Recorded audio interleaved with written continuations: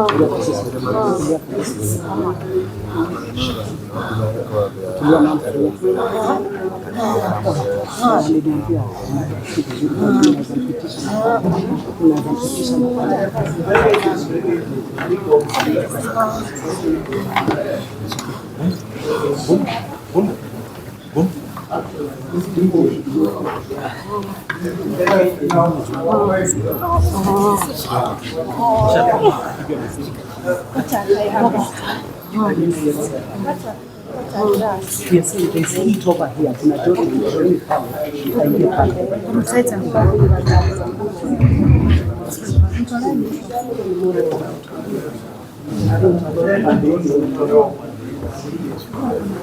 Yes.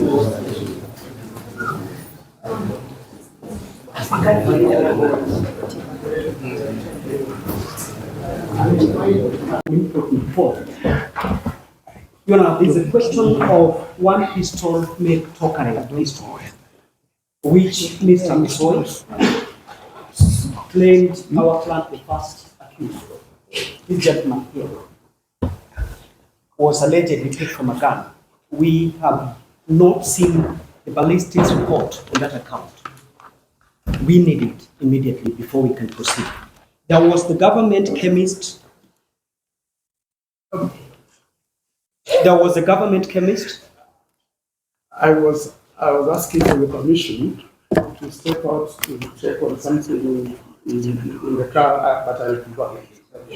Thank you, sir.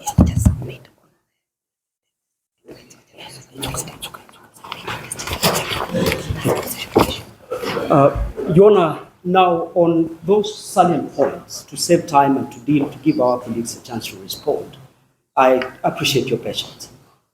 One, we were supplied with the witness statements over a weekend.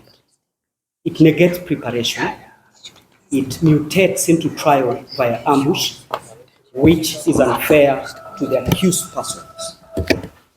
They hoped that we would be unprepared. That was the deliberate intention. Number two, we have not been supplied with an inventory of what was done. We need that done before we can proceed. Most significantly,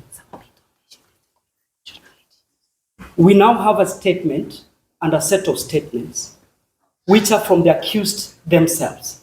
Your Honor was present on the 13th when this miscellaneous course was being done. I'm the one who, in fact, objected to them being detained for 30 days. The court gave Mr. Misoy and the prosecution a chance to supply these documents and to be with us during the statement taking. They were not afforded counsel, and today only to be ambushed with statements allegedly done by them, and which should be used by them if you allow the prosecution to proceed today. The question is, will the first to the 12th accused testify against themselves? At that level, the case should collapse instantly on account of that violation. The procedure for converting an accused person into a witness for the state has not even been taken. That procedure has not been made formally. They ought to have applied before this court if they intended to have any of these witnesses testify, for instance, against Maina and Njenga. Ideally, is the target. All these other people are very small fish in this process.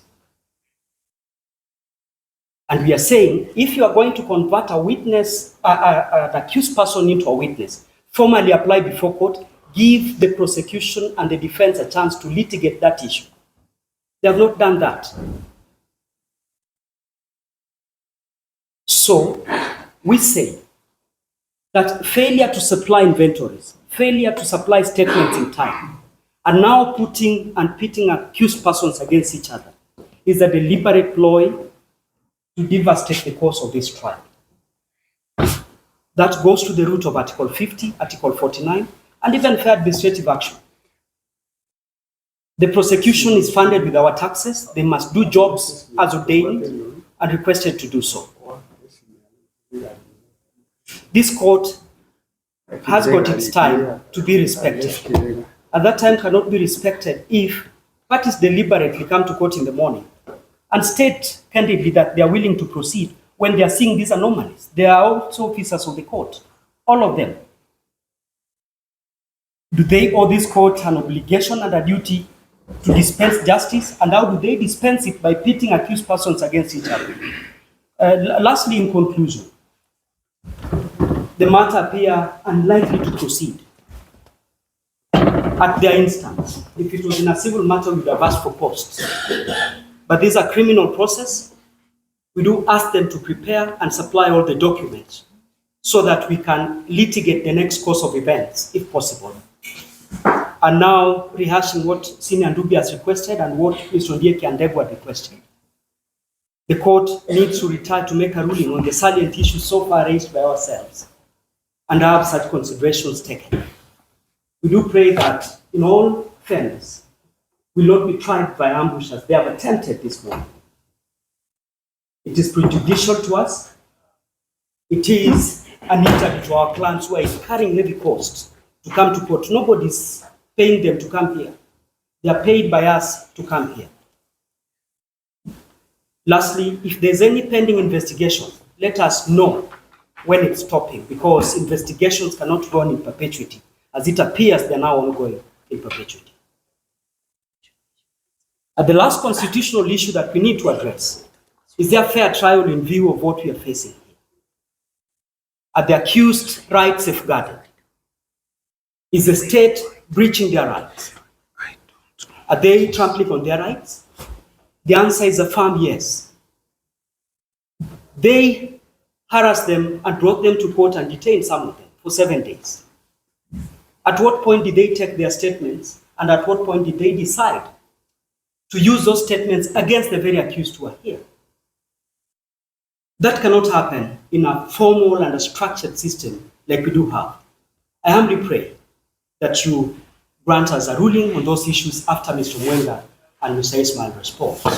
Thank you.